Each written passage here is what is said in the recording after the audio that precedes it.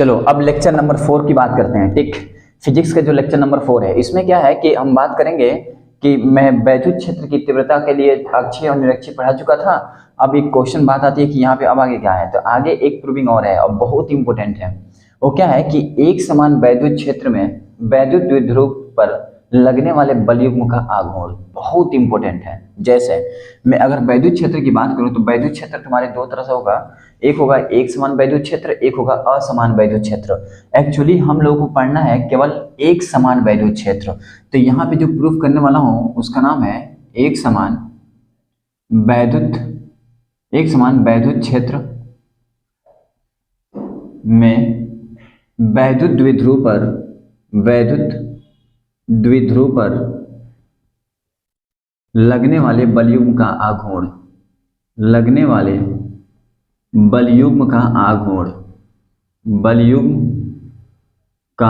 आघूर्ण it is very most important dear. ये कई बार प्रूविंग आता है बोर्ड में, डायरेक्ट आ जाएगा ऑन द स्पॉट। ठीक है, इसको मैं आसान तरीके से बताऊंगा, ध्यान से देखिएगा, बहुत आसान है, रियलिटी बता रहा हूं। क्या होगा इसमें कि सबसे पहले हम क्या करेंगे, एक समान वैद्युत क्षेत्र बना लेंगे। आप देख रहे होंगे ये विद्युत बल दिखाए हैं। अब विद्युत बल दिखाए हैं और ये एक समान विद्युत क्षेत्र क्यों है, क्योंकि इन सबके बीच की जो डिस्टेंस है सेम है। होता क्या है कि इसमें एक वैद्युत द्विध्रुव हम ले लेते हैं और वैद्युत द्विध्रुव में ये माइनस क्यू है और ये प्लस क्यू, और इनके बीच की डिस्टेंस होती है अल्प दूरी 2l दूरी। ठीक, तो ये माइनस क्यू, ये प्लस क्यू, अल्प दूरी 2l, और इससे ये जो बन गया इसे हम क्या बोलेंगे, वैद्युत द्विध्रुव। ये आपका वैद्युत द्विध्रुव है। अगर ये आपका वैद्युत द्विध्रुव है तो इस होता क्या है कि इस पे दो आवेश हैं, एक माइनस क्यू और एक प्लस क्यू। तो प्लस क्यू के कारण विद्युत क्षेत्र के दिशा में बल काम करता है और माइनस के कारण विद्युत क्षेत्र के दिशा के विपरीत काम करता है बल। लेकिन ये बल होगा कितना, तो आप पढ़े होंगे विद्युत क्षेत्र इक्वल टू F/Q। तो यहाँ 1 करके F1 या F इक्वल टू हो जाएगा आपका EQ, यानी लगने वाला बल, किसी भी आवेश पर लगने वाला जो बल होगा EQ के बराबर होगा। EQ विद्युत क्षेत्र के अंदर, यानी विद्युत क्षेत्र के अंदर कोई एक आवेश है उस पर जो बल लगता है वो EQ के बराबर लगता है, यानी यहाँ बल EQ काम करेगा, तो इधर भी कितना काम करेगा, EQ। बट डिफरेंस ये होगा कि ये जो EQ है इस डायरेक्शन में काम कर रहा है और ये जो EQ है इस डायरेक्शन में काम कर रहा है, मतलब डायरेक्शन चेंज है। और जब डायरेक्शन चेंज है तो मान लो एक ऐसे काम कर रहा है ऐसे, तो इसको घुमाएगा, यानी ये जो वैद्युत द्विध्रुव है इसके अंदर घूमेगा और इसके अंदर ये घूमेगा, रोटेट करेगा। क्यों ऐसा, इसलिए क्योंकि विपरीत बल काम कर रहा है इसमें। देखिए विपरीत, तो विपरीत दिशा में बल काम कर रहा है, इसलिए इस वैद्युत द्विध्रुव को ये घुमाएगा और जब घुमाएगा तो ये इस कंडीशन में इसको रोटेट कराएगा। ठीक, और जब ये घूमेगा, रोटेट करेगा, तो यहाँ पे आएगा आघूर्ण। हिंदी में इसको आघूर्ण बोलते हैं। कहाँ लिखा हूँ, आघूर्ण, और यहाँ पे लिखा हूँ बलयुग्म का आघूर्ण। क्यों, क्योंकि बल के कारण ही तो घूम रहा है। ठीक, और जब ये बल के कारण घूम रहा है तो बलयुग्म का आघूर्ण, अब उसको हम लिखते किससे हैं बलयुग्म के आघूर्ण को, तो उसको लिखते हैं टाउ से। किससे, टाउ। अब होता क्या है कि जब ये घूमेगा तो मान लो सपोज यहाँ पे एक लाइन में ड्रॉ करूँ और यहाँ से एक लाइन ड्रॉ कर दूं परपेंडिकुलर, तो ये यहाँ पे कट कर रहा है 90 डिग्री के साथ। अगर मैं इसको थीटा मान लूँ, क्या मान लूँ, थीटा, ये 2l है, ये थीटा हो गया। अच्छा, इसका नाम रख दे रहा हूँ मैं ZHS।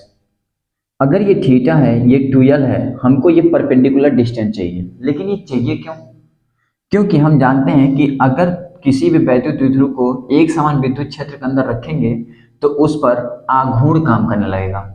उस आघूर्ण के कारण वो वैद्युत द्विध्रुव उसमें घूमने लगेगा और उस घूमने के कारण उस पे एक आघूर्ण जो काम करेगा वो टाउ होगा, और टाउ इक्वल टू होता है, आप फर्स्ट ईयर में पढ़े होंगे, R×F, और R को बोलते हैं लंबवत दूरी।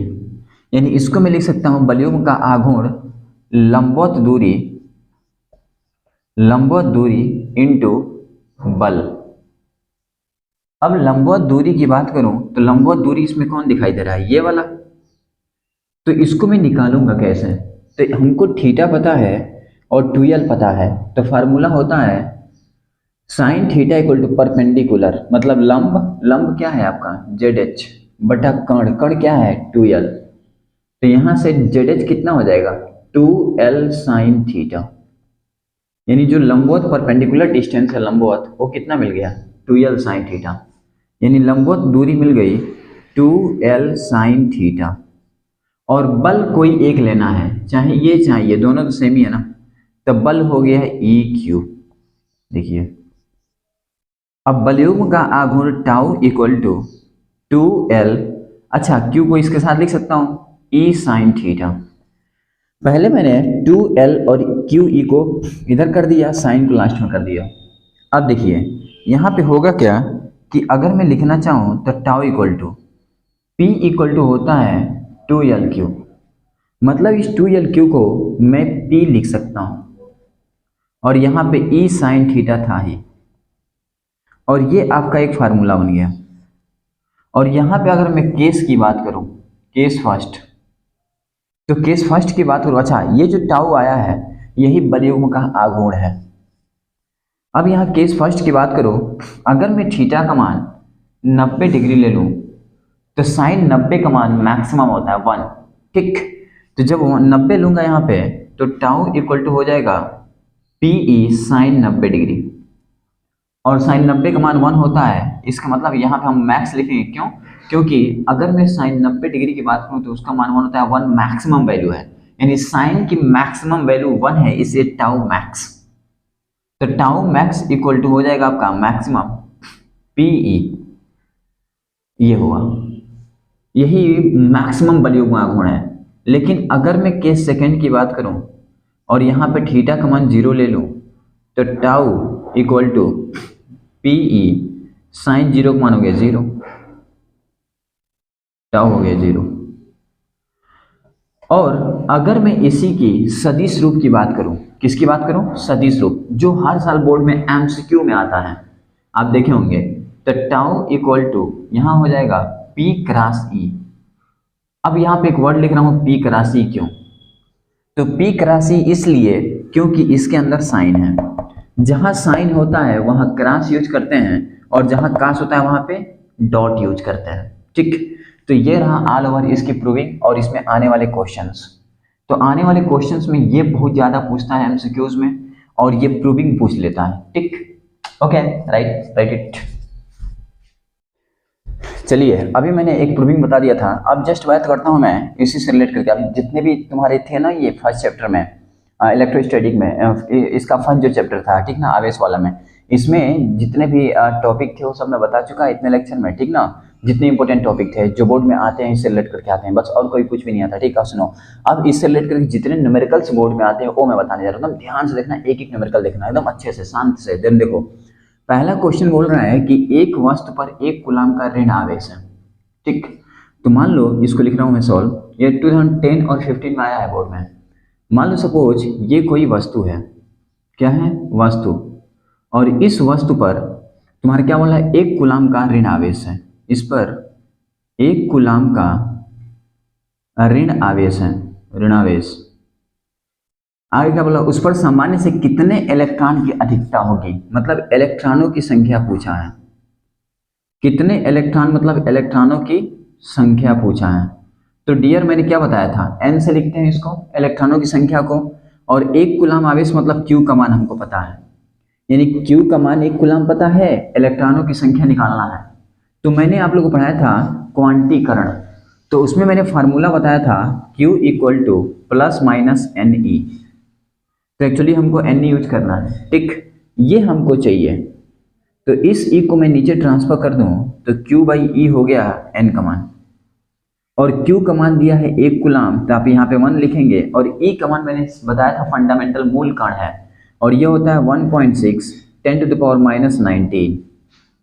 और इसको जब सॉल्व करेंगे आप तो N इक्वल टू होगा 1/1.6 10⁻+19, माइनस में था ऊपर गया प्लस हो गया। अब ये 1/1.6 को जब सॉल्व करेंगे ना तो देखिए 1.6 से 1 में डिवाइड करना है, तो एक तरीका कर लीजिए ना, देखिए 1/1.6 है तो ऊपर 0 कर लीजिए 10/16। अब यहाँ 10 यहाँ 16, यहाँ पॉइंट बढ़ा 0, 16 छके 96, यहाँ बचा कितना 4, 0, 16 दूना 32, यहाँ कितना बचा 8, 16 बचे 80, 0.625। और आपको कैलकुलेशन सीखना पड़ेगा, जब तक आप कैलकुलेशन नहीं कर पाएंगे सही से तब तक बोर्ड में बहुत प्रॉब्लम क्रिएट होगी। यानी इसको जब कट करेंगे ना तो आएगा 0.625 और 10 के पावर 19। इस पॉइंट को कभी भी हमेशा एक डिजिट के बाद रखते हैं तो उसे हम ट्रू मानते हैं। तो इसको इधर लाएंगे तो हो जाएगा 6.25 और 10 टू द पावर, जब इसको इधर लाएंगे ना तो एक कम हो जाएगा, इसमें 18 हो जाएगा। मतलब इलेक्ट्रॉनों की संख्या कितना आ गई 6.25 10 टू द पावर 18। बट इसमें बोला था कितने इलेक्ट्रॉन अधिकता या कमी होगी, कितने इलेक्ट्रॉनों की। तो यहाँ पे वर्ड आया अधिकता या कमी। तो सुनो, अगर मैं थोड़ा केमिस्ट्री में चलो 1 मिनट के लिए, अगर मैं सोडियम की बात करूं तो 11 नंबर पर होता है 281 और ये अपना एक इलेक्ट्रॉन देकर के सोडियम प्लस बनाता है, तो इसके पास अब 10 इलेक्ट्रॉन हो गए। मतलब सोडियम के पास 11 इलेक्ट्रॉन था, एक इलेक्ट्रॉन दे दिया, इसके ऊपर प्लस आ गया तो 10 इलेक्ट्रॉन।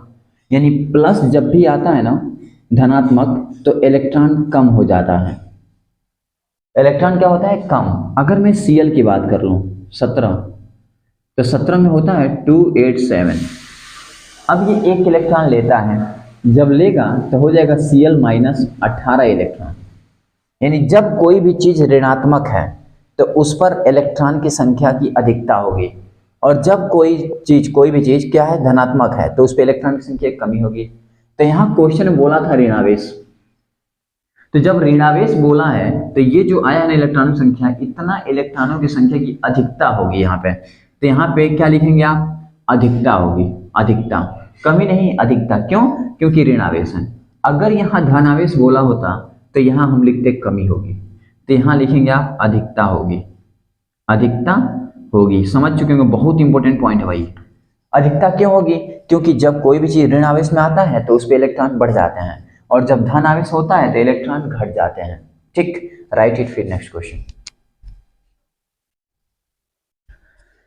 चलो सेकंड क्वेश्चन की बात करते हैं। देखो ध्यान से, सेकंड क्वेश्चन में क्या बोल रहा है, बहुत इंपॉर्टेंट क्वेश्चन है, ये भी कई बार बोर्ड में आ चुका है। लड़के सुन जानते क्यों फंस जाते हैं?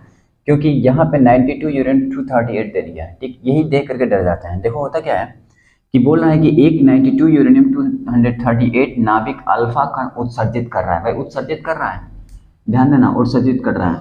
यदि किसी क्षण किसी समय मतलब अल्फा कण विघटित नाभिक के केंद्र से इतना मीटर दूरी पर है, तो कह रहा है अल्फा कण पर कितना बल कार्य करेगा। तो मान लीजिए यहाँ पे होता क्या था ना भाई, देखो अल्फा कण की बात करूँ मैं सबसे पहले, तो अल्फा कण पर जो आवेश होता है ना वो होता है 2 इलेक्ट्रॉन के बराबर। यानी एक अल्फा कण 2 इलेक्ट्रॉन के बराबर होता है। ठीक, अब 2 इलेक्ट्रॉन के बराबर होता है तो हमको Q2 मिल गया 2 इलेक्ट्रॉन के बराबर। अच्छा Q1 92 यूरेनियम है ना, तो देखिए 92 यूरेनियम 238, मतलब ये आप देख रहे हैं ना, इसको बोलते हैं हम लोग प्रोटॉन और इसी को बोलते हैं इलेक्ट्रॉन। यानी यहाँ पे 92 इलेक्ट्रॉन है। अगर 92 इलेक्ट्रॉन है किसका, तो यूरेनियम का, नाभिक का, यूरेनियम नाभिक का, और इसमें से अल्फा कण उत्सर्जित हो गया। तो इसमें से अल्फा कण उत्सर्जित मतलब 2 इलेक्ट्रॉन इसमें से निकल गए। तो जब 2 निकल गए तो उत्सर्जित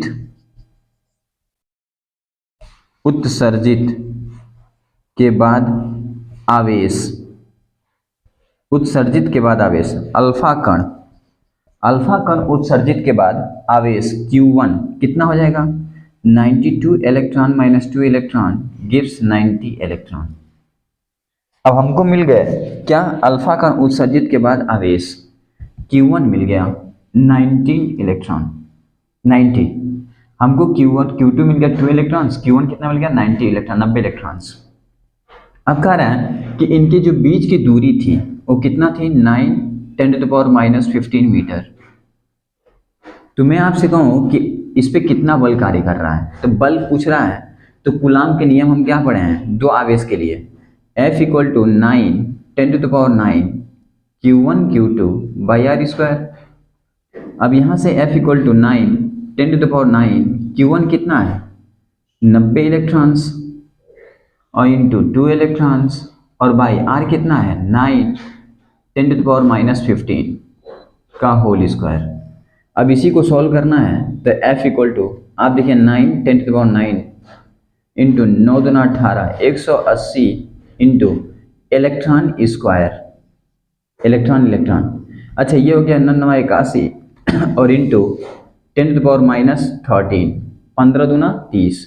अच्छा 9 से काट दो 9 बार में, यानी ये 9 से काट दो 2 बार में यानी 20, यानी यहाँ पे आ गया f equal to 10 to the power 9 into 20 into e square मतलब 1.6 10 टू द पावर -19 का होल स्क्वायर बाय नीचे बचा आपका 10 टू द पावर -30, यानी f equal to 10 to the power 9 20 1.6 multiple कर दो, 6 36 6 6 3 9 1 6 9 6 15 2 256, यानी ये आ गया आपका 256 यानी 2.56 और 10 के पावर 19 दूना 38 और नीचे कितना आपका 10 के पावर 30, और जब इसको आप ऊपर लेके आएंगे ना तो 30 है ना माइनस, तब माइनस प्लस हो जाएगा और 30 9 39 हो जाएगा, यानी f इक्वल टू 10 पावर 39 ये 2.56 इंटू 10 पावर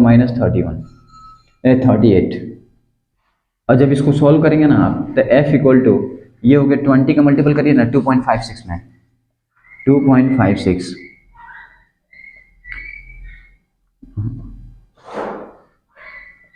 10 10 2 4 यानी 51.20 इसका मल्टीपल इंटू 10, क्यों? क्योंकि 39 में से 38 गए 10 यानी आ गया 512 न्यूटन। ये रहा आपका आंसर, ठीक। यानी मैं ऐसे कर रहा हूँ ना कैलकुलेशन के साथ, ऐसे ही आपको करना होगा। अगर ऐसे से करने से मिस्टेक करेंगे तो प्रॉब्लम, कैलकुलेशन आपको फास्ट करना होगा तब जाके न्यूमेरिकल सॉल्व हो पाएंगे, ठीक। तो अब जितने भी न्यूमेरिकल्स होंगे वो नेक्स्ट लेक्चर में बनाऊंगा, जितने टफ न्यूमेरिकल जो जितने भी मतलब जो बोर्ड में आते हैं, जो लड़के फंस जाते हैं, ठीक। ओके, आज के लिए इतना काफ़ी है, फिर नेक्स्ट